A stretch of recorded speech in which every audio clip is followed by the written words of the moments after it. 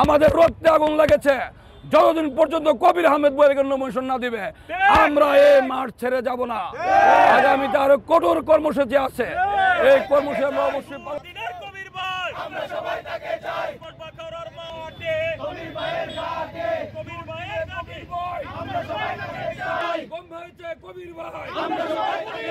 আমরা সবাই ভুলি নাই।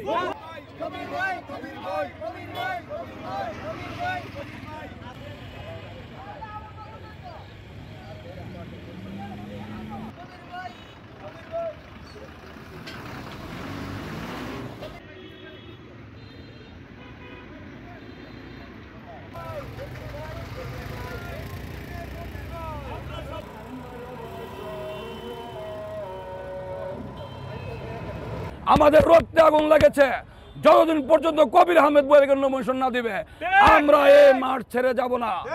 আগামীতে আরো কঠোর কর্মসূচি আছে, এই কর্মসূচি আমরা অবশ্যই